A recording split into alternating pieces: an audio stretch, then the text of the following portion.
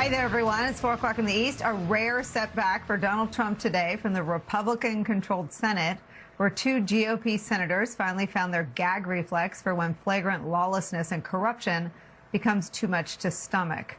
Todd Blanche, the most sycophantic and politically compliant of Donald Trump's 6 prior picks to lead the Department of Justice, has failed so far to make it out of committee. Republicans are refusing to advance Blanche's nomination without their demands being met on that controversial deal struck this spring over Trump's lawsuit against the IRS.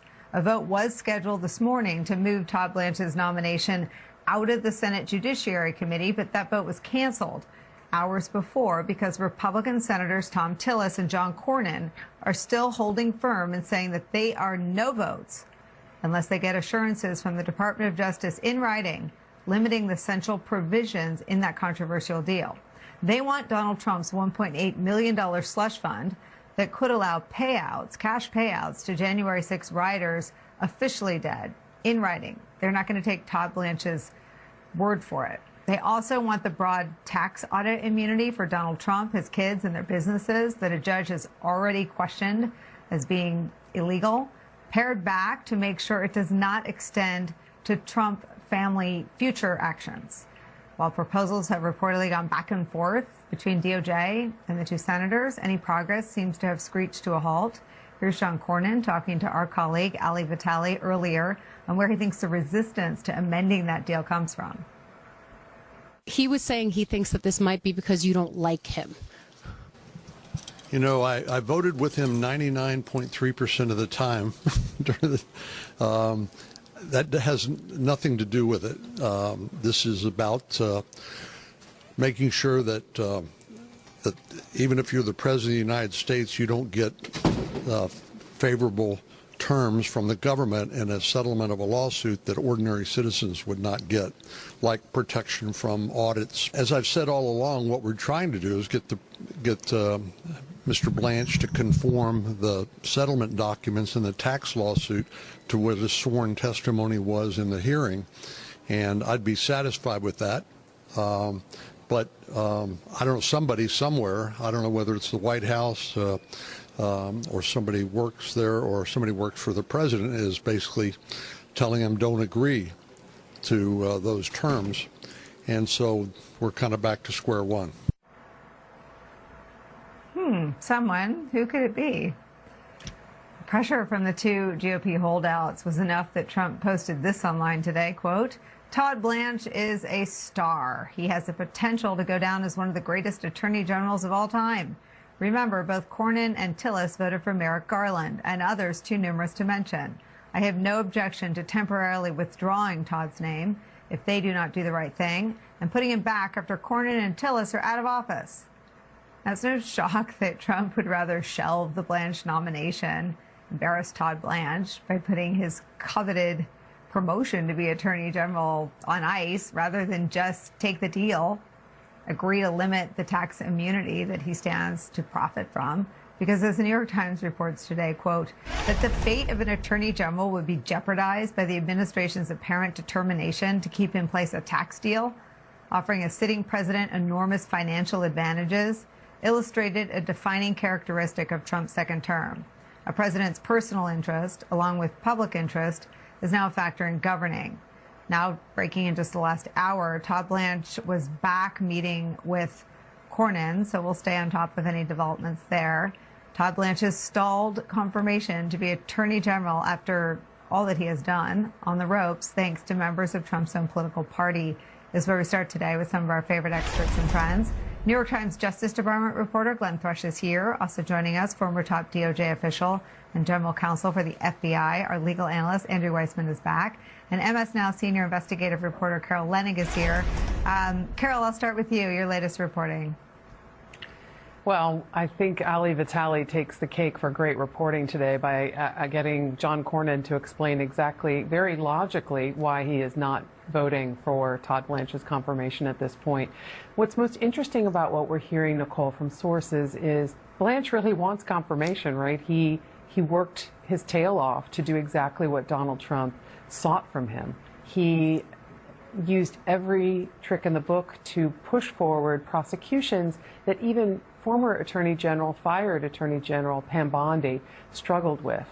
And so this is not pleasing to him, which I believe is what's at the heart, forgive me for my beeping sources, is at the heart of is at the heart of him meeting again with Cornyn this afternoon, something we'll be monitoring.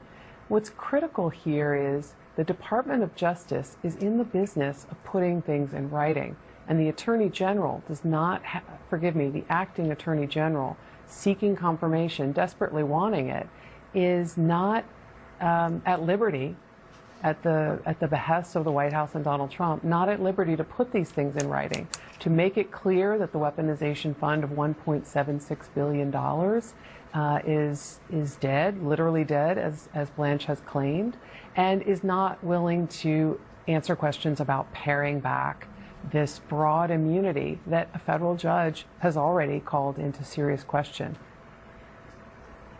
You know, Glenn Thrush, what's amazing to me is that we could all be on the air together and the story could change and Cornyn could see enough in terms of, you know, something in writing saying the slush fund's dead. But what Todd Blanche will never get back is the perception that he has any power or influence with Donald Trump. Because all Donald Trump had to do is after the hearing, let Todd Blanche put in writing that the slush fund was dead. And Donald Trump maimed, in the same way he maimed Jay Clayton, who couldn't utter the word W-O-N, and Kevin Warsh, who wouldn't say who won the election, he maimed Todd Blanche in that he proved that he has no power. To say nothing of independence, to say nothing of authority to run the Department of Justice. That's a striking thing here. It's not like John Cornyn is standing in the way on a broader argument of principle. It's not like he is he's stopping this nomination based on an argument he actually made in the hearing. Was Todd Blanche independent? Was he Donald Trump's personal lawyer? No, I think, Ali, what did Cornyn say? 99.3% of the time? The remarkable thing is this fund, and particularly the IRS deal, almost seems like a dare to Republicans in the Senate. It was almost like, I'm going to push my personal lawyer through to be permanent Attorney General, and you guys are going to have to swallow this thing that's going to get thrown in your face during the midterms. Let's see if you go for it. And the remarkable part about it is not necessarily that Cornyn and Tillis much less so, stood up at the 11th hour, but whether or not they're going to capitulate eventually after some presidential pressure. It just shows you the power that Trump still has within the jewel case of the Republican primary, an influence, by the way, that he doesn't seem to have in the general election. That's the pressure differential. He's at 32 to 39% in polls, but he's way up there, 80% still in the Republican base. And that puts people like Cornyn, Tillis, and John Thune in a hell of a position. Well, I mean, Glenn, to your political point, I mean, this is what's showing up in town halls. Like, this isn't just showing up in polling. This is showing up in Republican interactions with voters, where they're not just mad because everything is unpopular, as has been pointed out already. A slush fund where the money goes to insurrectionists who beat up cops isn't even a question you have to put in a poll. It's deeply unpopular. They're unpopular because they're so weak. And no one is weaker now, today, right now, regardless of whether he's confirmed or not, than Todd Blanche, who, after all he's done for Trump, right? Like, he argues the Alvin Bragg case. He does things that Pam Bondi wouldn't do. Like someday that sentence will be written in a history book, and people will like see what those things were, right? Indicting Jim Comey over seashells, purging the Department of more career prosecutors, further upending the rule of law. And then when his own prize was like right there within reach, Trump throws him on the hamster wheel and says, run, hamster, run. I'm not letting you put it in writing that the slush fund is dead. I think in terms of all the ritual humiliations we've covered over 9 years, this one takes the cake. It's not, I would say it's, I've likened it over the years, not to a ritual humiliation, but a gang initiation. Like, what are you willing to do for me in order to prove that you're loyal to me? Again, it is, let me just emphasize, I think Carol made this point too, like how very, very little John Cornyn is asking for here. He's not asking for this IRS deal, which is extraordinary, which was negotiated inside a circle of lawyers who all know each other and represent Donald Trump. Plaintiff and defense side were operating generally in the same interest, according to the judge that was adjudicating the case, right? And all that John Cornyn wants is something in writing to cover 2 points. The first point is that the IRS tax immunity thing is only retrospective, and that the second point is that it not extend to a wider group of people than previously thought. It's not like he's looking to get rid of the deal, which even most Republicans have already told Blanche they think is entirely inappropriate and self-dealing. He's asking for very, very little, and the president, we'll find out. We've heard that Blanche is meeting with Cornyn off campus. We'll find out if they've worked out an agreement. But at the moment, Trump, or quote unquote these mythical staffers, are not willing to give Cornyn this very, very, very slender victory. I mean, Andrew Reisman, I think the embarrassing thing, and I feel like vicarious embarrassment for some reason for Todd Blanche, is that they won't let Todd Blanche give John Cornyn this very, very, very, very, very narrow little thing to get him confirmed. I mean, he's Trump's guy. He's Trump's Ray Donovan, and Trump won't let him give Cornyn this itty-bitty little thing to get confirmed. That's the thing I really want to foot stomp on, what everyone is saying here, which is this is where we are. We are talking about crumbs. I was talking with Carol before we got on about this is the state of affairs here. Todd Blanche is somebody who was found to be vindictive by a federal judge in the Abrego Garcia case. He tried to have a criminal investigation of the Federal Reserve and Jerome Powell and was shot down. He tried to indict 6 members of Congress and the grand jury said no. He, in my view, obstructed the independent investigation into the murder of Alex Preddy and Renee Good. He has violated the Epstein Transparency Act, again, in my view, up one side and down the other. And this is all that this is being held up on is, the general release of the president should be narrower when it shouldn't be existing at all. That the fund shouldn't be used to go to convicted criminals. You can use other money at the Department of Justice to go to convicted criminals. In fact, they're doing it, but just not this big fund. I mean, this is how sort of bankrupt the Congress is right now, that this is where we are, and how normalized it is that that is sort of focusing on this sort of these real table scraps when there's such wrongdoing that's gone on. I want to show you what Blanche is on the record already saying about the fund. This is, again, his sworn testimony at the confirmation hearing. I believe you have said that the weaponization fund is a moot issue. Is that your position? Yes, it is a moot issue, meaning there is no weaponization fund. The weaponization fund is dead. It's not moving forward. Has there been a written agreement of the parties to modify the settlement fund? No, the settlement fund's just not moving forward. There's no modification. It's just, it never started. I mean, Carol Leonnig, it is a moment, speaking of crumbs, for us to settle into the crumbs that we have of resistance here. I mean, there was a point in the Trump story where that would have been enough, but now I guess because judges no longer believe Todd Blanche, neither does John Cornyn. And Cornyn, we should point out, tweeted earlier today to Trump, saying Trump is mistaken if he believes concerns about the provisions in the tax lawsuit settlement are committed to me and Senator Tillis, suggesting that there are other Republicans who think it smells as well. Well, Nicole, I think we know from good reporting here, but also plenty of colleagues of mine who cover the White House and the Justice Department, we know that numerous Republicans were basically jumping up and down, calling the White House, calling Trump himself in some instances, saying, wait a minute, $1.7 billion, including potentially for people who beat up cops with fire extinguishers, whose violence led to the death of 2 officers who attacked the seat of democracy. Wait a sec, hold up there. What's also really interesting about the decision by Blanche, which irritated Tillis and Cornyn weeks and weeks ago, was in the hearing you just played. He was asked, so can you put that in writing? And his response was, I said it. What else do you need? Well, there's a problem in the Department of Justice, which they've entered in this agreement into the record. You can find it in what nerds like me call PACER. It's an electronic system where we know what it says. Nothing is correcting it or mooting it.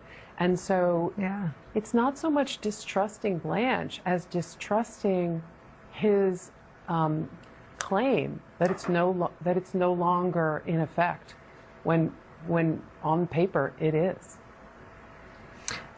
There was an interesting mention from another Republican senator, Senator Cassidy, Glenn, about the Cassidy Hutchinson case, which I know is something you've reported on. This is from another tweet from a Semaphore reporter. It says, Cassidy says, quote, I have to make sure that he is the Attorney General who used to be the President's personal attorney, not the personal attorney who's also the Attorney General. Quote, I'm concerned about lawfare, going after people. Cassidy Hutchinson, for example, a grand jury, I'm told, is being impaneled, going after her. Why? Tell me that again. Why? The fact that that's happening has great concern and should concern all Americans, because where does it stop? Well, I mean, as we all know, it doesn't stop at Cassidy Hutchinson. It extends to Jerome Powell and 6 Democratic lawmakers who told members of the military to disobey illegal orders, and on and on and on. What do you make of Cassidy's objection over lawfare, which is sort of the, I mean, that is, if the department is anything, it is in the business of retribution and lawfare.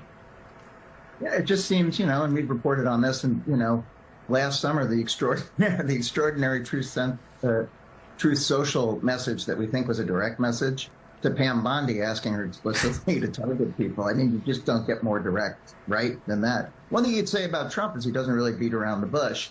I mean, the whole thing about these prosecutions, again, they're not something that the department is hiding. I think this gets, though, however, to the reason why Tillerson Cornyn, in my view, will ultimately, and again, I don't want to make any predictions on this, but I do sense that they're looking for a way to say yes, right, as opposed to a way to say no here.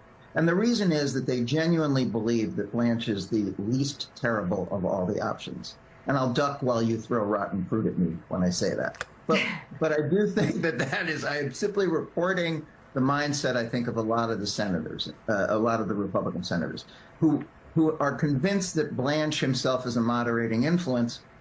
And I think their article number 1 in that argument is that Blanche dissuaded Trump from going after Jerome Powell, the Fed, the former head of the Fed, and that Blanche has attempted in a relatively but Trump isn't dissuaded from going after Powell. A judge doesn't even let them take the first investigative step. They quash the subpoenas. Trump's not dissuaded. They fail. They go for it. They go for the Powell investigation, and they're stopped by a judge. I am channeling their argument. But I'm just give them a copy of your newspaper. This is the argument. No, look, whether or not they're subject to a collective delusion, whether or not this is what they're telling themselves, but I think there is a general belief that what will come next will be worse. And let me tell you something else. I mean, Todd Blanche's behavior while he is auditioning for this job, since Bondi got kicked out for not executing Trump's retribution agenda in April, he has definitely turned up the volume. He started to parrot Trump's election fraud falsehoods. And I think here's an interesting question. Let's say this gets blocked, and Blanche remains acting Attorney General. I think it's an interesting question to ask ourselves how he will behave if he doesn't have the potential reward of being named permanent Attorney General ahead of him. Will that actually create even less of a boundary or an incentive for him to stop Trump from doing what Trump wants to do? I mean, I'm not in the business of guessing if a quacking duck is going to quack louder or more softly. A duck's a duck, so we can surmise that he'll keep quacking. No one goes anywhere. I want to bring Andrew in on that question, because that is the delusion that Republicans seem to have wrapped themselves in. But the notion of a moderating force is how we ended up with a head of intelligence who can't say who won the 2020 election. Also ahead for us, The world is watching all of this, and they were watching yesterday the absolute disgrace of a performance by a group of Senate Republicans yesterday attacking Dr. Anthony Fauci. The surprising new voices speaking out against them and against this witch hunt of a career scientist and public health official. Someone comparing Republicans to the time of Joseph McCarthy, plus leaving Americans more vulnerable than they have been in a generation. We'll look at the administration's dangerous dismantling of terrorism protections put in place after 9/11. And later, how Democrats are mobilizing voters to stand up against a president who shows day after day his singular focus is on enriching himself in office. Senator Cory Booker joins us on that, all those stories and much more when Deadline White House continues after a quick break. Don't go anywhere. I just hope that these two senators, in particular Senator Cornyn, don't settle for too little. The president has been able to engage in so much over-the-top corruption because the Senate and the House are not acting as a check on his power. The Congress is, in a way, back to doing its institutional job in rejecting purely unqualified people or people who should be disqualified for abusing the positions they already have. So it's an important statement that Congress is not willing to roll over for this president on everything. We're back with Glenn, Andrew, and Carol. Andrew, I want to pull you into the conversation I was having with Glenn at the end of the last block. I mean, the fact that this is what we're talking about, and I think under Truth Serum, every last one of us believes that Todd Blanche will ultimately be confirmed by Republicans and that Tillis and Cornyn will find a way to get to yes, as all the reporting suggests they're trying to do. But this isn't just about the unthinkable thing of creating a slush fund to hand out cash to violent insurrectionists who were convicted by juries of their peers and pleaded guilty, admitted to the crimes that they were charged with for the most part, of beating up cops and storming the Capitol and defecating inside the United States Capitol. Those are the things they're going to be paid for after being pardoned for doing those criminal acts. This is also Republicans signing on to everything else, and I think it's a disservice to focus in on this one thing. This is Republicans saying the First Amendment and all the stuff that got us so mad at Twitter is only when our side's voices are restrained or the brakes are put on them or they're censored. But when 5 New York Times journalists are subpoenaed and asked to go before a grand jury to give up their sources, we don't care. We're going to go ahead and confirm the guy that signed off on that. When someone is indicted, and even if all this young Republican conservative legal talent flees the Department of Justice because they know how corrupt the indictment of Jim Comey is, or the investigation of Jerome Powell is, or the effort to indict 6 lawmakers is, we're going to look the other way about that. We don't care about what happens inside the department. Shame on them, and shame on us for focusing on the micro when the macro is just as appalling.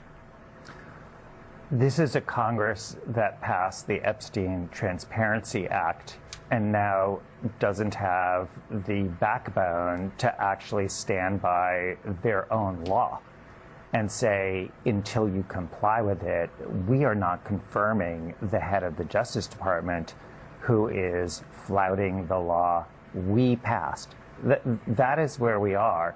And to the argument of the president could nominate someone worse, that's not the standard for confirmation, that I could think of somebody worse. And traditionally, the way this works is you put somebody up who is not confirmed.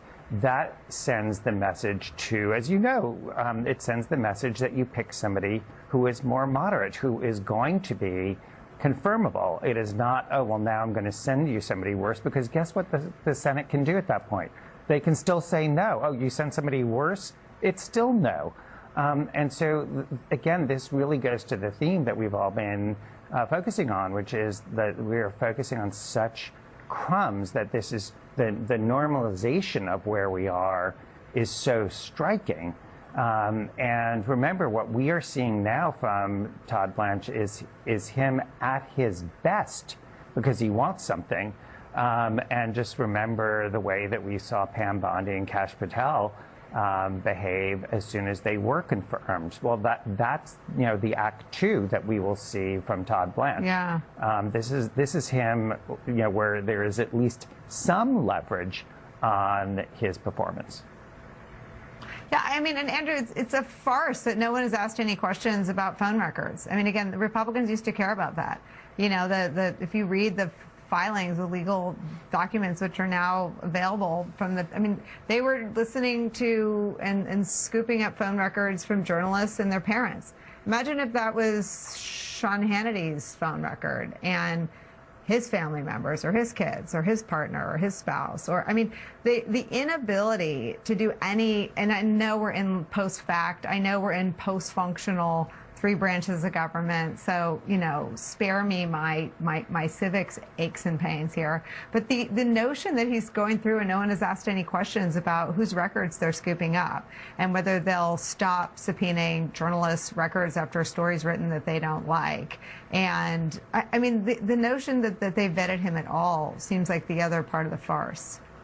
Yeah, so let me just focus for a second on the New York Times story, so people understand what Todd Blanche has done here.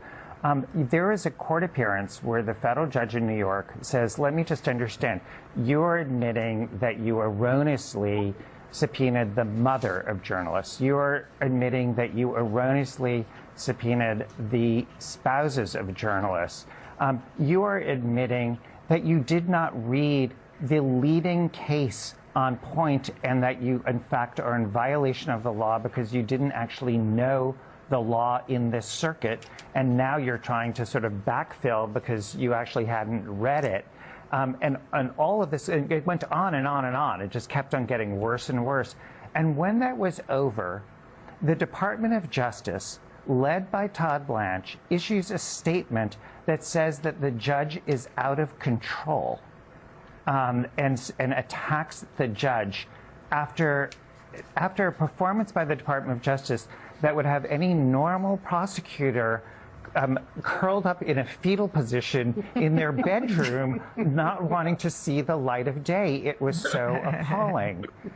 How that is under Todd Blanche's Department of Justice. Yeah, I mean, and from the sort of comically incompetent to the tragically dangerous, Carol Leonnig, threats against judges are, they're not even at an all-time high because they've never been like this. So I don't want to suggest they're up and then they go down and they go back up.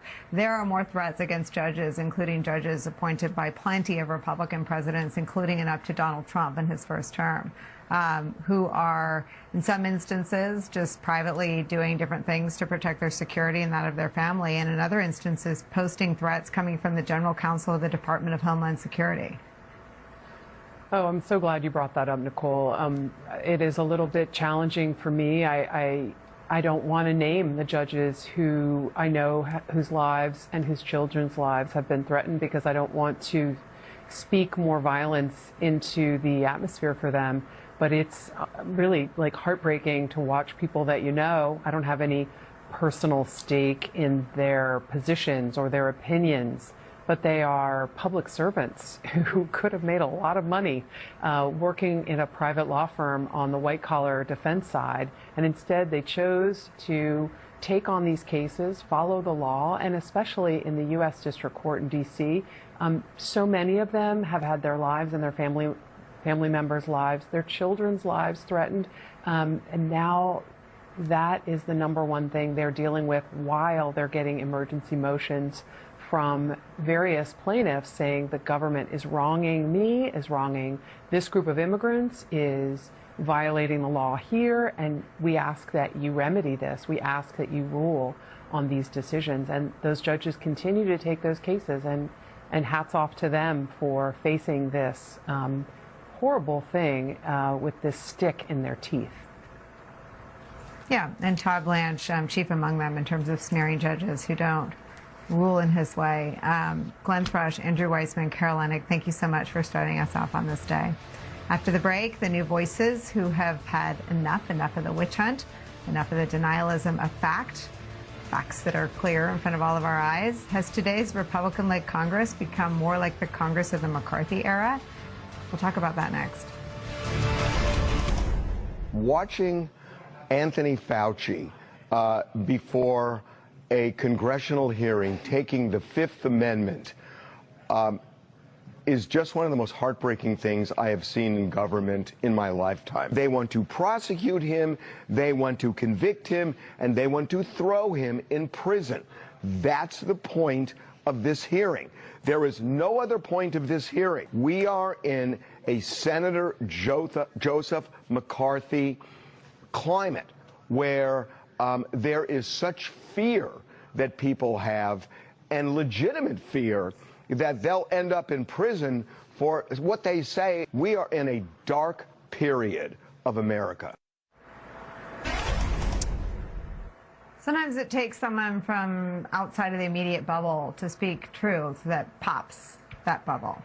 That was the founder of TMZ, Harvey Levin, on the shameful display by Senate Republicans yesterday. Just a small fraction of the overwhelming backlash Republicans received as Donald Trump and his allies try to do to Anthony Fauci what they've already done to Jim Comey, Tish James, John Brennan, and other perceived political enemies of Donald Trump.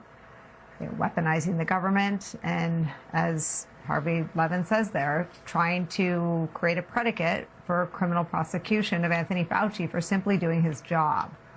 Former President Joe Biden went out of his way in the final days of his presidency to try to protect Fauci, issuing him a blanket pardon. Senate Republicans, led by Rand Paul, who released excerpts of Fauci's personal diary in advance of the hearing, dragged in front of the Senate Homeland Security Committee in an attempt to get Fauci to perjure himself and get around that pardon.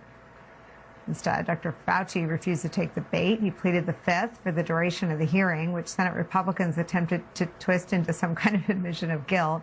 If pleading the Fifth is an admission of guilt, then someone should knock on Donald Trump's door. He invoked it more than 450 times. Rand Paul ejected Dr. Fauci's lawyer for attempting to answer a question and ended the hearing vowing to vote to hold Fauci in contempt of Congress. Joining our coverage is former Deputy National Security Advisor to President Obama, now co-host of Pod Save the World, our contributor Ben Rhodes. Also joining us, former Senior Advisor to President Biden and Vice President Harris, former Mayor of New Orleans, Mitch Landrieu's here. He's now the co-chair of American Bridge 21st Century. Mitch, I'll start with you. I'm increasingly aware, I guess I'm always aware of the fact that the world is watching, that Americans pay attention to matters close to home, but around the world, people, in a lot of instances, pay closer attention than we do. And this is surely one of those stories on the front pages of a lot of newspapers around the country. A scientist who was so revered by George W. Bush, and President Obama and President Clinton, a scientist who even Harvey Levin talked about his history of saving lives at the beginning of the AIDS epidemic. Let me play some of that for you, too. This is more Harvey Levin. Anthony Fauci, over a period of decades, has been an amazing public servant. In the 80s, I had many friends who died of AIDS, a horrible, painful death. And I had friends who lived because of Anthony Fauci, because he was willing to look at experimental drugs in a different way than they had looked at them before. And that really resulted in lives saved. And he has done so many other things in his career to thwart epidemics, to save lives, not just in the United States, but all over the world.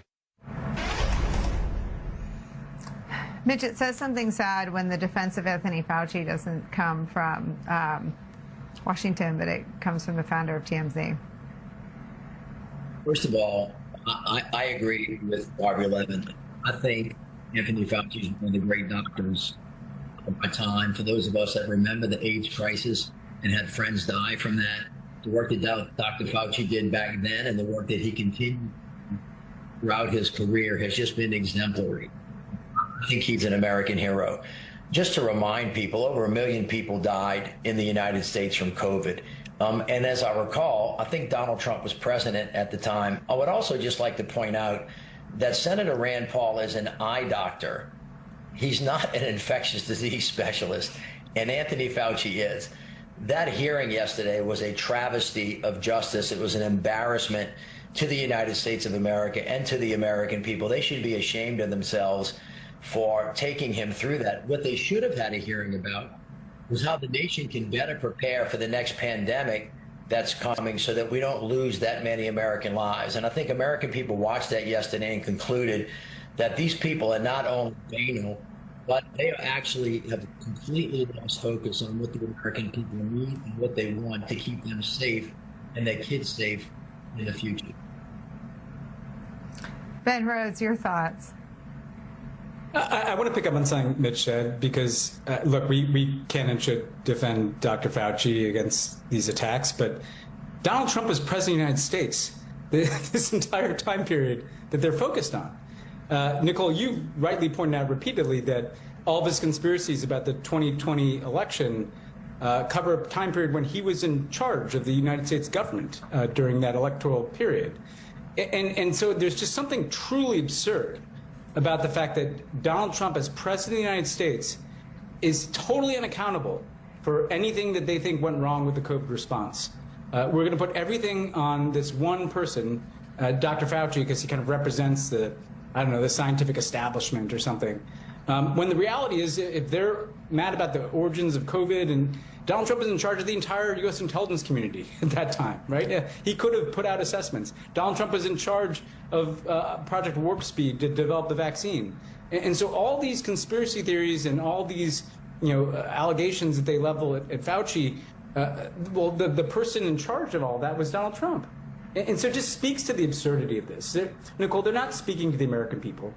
They're speaking to like the third of the American population that is kind of locked in a right-wing media ecosystem bubble where the whole point is to not focus on the things that people care about in their lives, like the cost of living, like the war in Iran that has no end in sight, like an economy that is increasingly for a very small number of rich people at the top. They just have to focus on whoever the villain of the week is to fill up the airtime and generate a lot of content.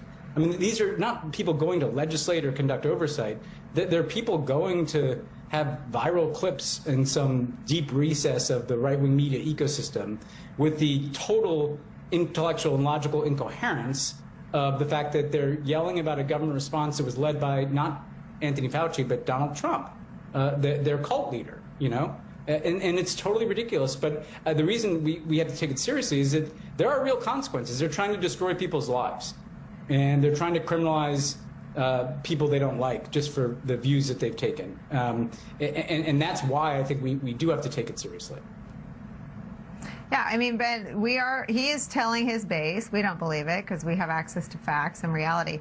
Trump is telling his base that only on his watch elections were corrupted while President Obama was in office and President Biden was in office. They were fine. And only on his watch, Anthony Fauci ran amok. All the 11, I don't know how many years, we had decades of service before that, working for presidents of both parties. And all those previous presidents were able to keep Fauci focused on the mission. Some of them either did history-altering things. He launched PEPFAR with George W. Bush, my old boss. But that only on Trump's watch, Anthony Fauci ran amok. I mean, I think, Ben, you raise a good point. Why didn't Trump fire him? Yeah, exactly. Trump was the one putting him on television. Trump was the one taking him to the White House briefing room, right? Trump was the one signing off on, they obsess over like a diary entry about Fauci supporting, lockdowns as if Donald Trump had nothing to do with lockdowns that are happening in the United States while he was president of the United States. These are all decisions that he made or oversaw, and it's totally absurd. And yes, the thing about Dr. Fauci, it does matter that you have a multi-decade record. I mean, I was there in the Obama years.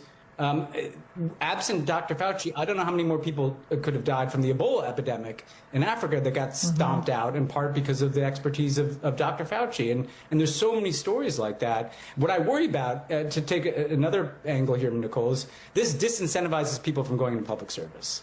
If you want the best people to become the leaders of the CDC or the NIH or to go into the Foreign Service, or the message that those Republicans are sending is, we may come and try to destroy your life, if you are an effective public servant who rises to the top of these agencies. And I think that's a big problem that doesn't get enough attention. Who wants to go into politics? Who wants to go into federal service when this is the treatment you get from people who are supposed to be making the government work better? All right. Who wants to be a judge? Who wants to do any of these jobs? All right. No one's going anywhere. We'll bring Mitch back in on the other side. All three of us will be right back. We're back with Ben and Mitch. So, Mitch, I mean, to pick up on Ben's point, what they are careening into the midterms with are election lies, COVID lies, lies about how many people have lost their lives, have been injured in the war in Iran, and describing economic despair as, quote, a hoax created by Democrats. That's how Donald Trump describes the affordability crisis. Your plan, your thoughts? Well, I've traveled around the country in the last 18 months, been in 21 different states and talked to more people than you can count. People are focused on cost. They're living paycheck to paycheck. They're underneath it. They feel like they're incredibly burdened in the president. And this Congress wants to talk about everything except for that. The American people want them to focus on getting out of foreign wars and lowering their costs. And the president has failed spectacularly in that regard. And I believe that they're going to pay a very heavy price for it in the midterms. What are you picking up the most, Mitch, out there? Is it exasperation at the cost of things, or is it exasperation that Trump won't focus on the thing that hurts them? Well, they think he's definitely lost focus and he's betrayed them. People voted for him for two reasons: to stay out of major wars and to lower their costs. And they think he's done the exact opposite in both of those areas. People are really struggling out there. They're living paycheck to paycheck. They're having to choose between paying for health care and putting gas in their car. And they feel like he is not focused on their work. And of course, he's trying to distract in every which way that he can from that. Yeah, he sure is. Just build another arch. Mitch, thank you for joining us today. Ben sticks around a little bit longer after the break. 0-18. Trump's Justice Department just suffered its 18th defeat in its sweeping campaign to force states to disclose sensitive data about American voters. You and me. We'll tell you about it next. Donald Trump's Justice Department, legally at least, just keeps losing in its fight for full unconstitutional access to sensitive voting records nationwide. Yesterday, a federal judge dismissed a lawsuit by DOJ seeking unredacted personal information about the voters of New Jersey, plainly stating that it's, quote, not a record or paper that the state must produce to the United States, end quote. And in a telling line about the weakness of DOJ's argument and recent attempts to bolster its case, the judge writes this, quote, whether the DOJ is acting in good faith is not relevant to this court's analysis and has no bearing on whether plaintiff is entitled to the information it seeks. In the opinion, the judge also points out that this is now the 18th consecutive loss for DOJ across the country in similar cases nationwide. We'll stay on top of that. After the break, a new report details how Trump's massive cuts to the federal government has left more Americans vulnerable than in decades to terror threats. We'll get to that when Daily White House continues after a quick break.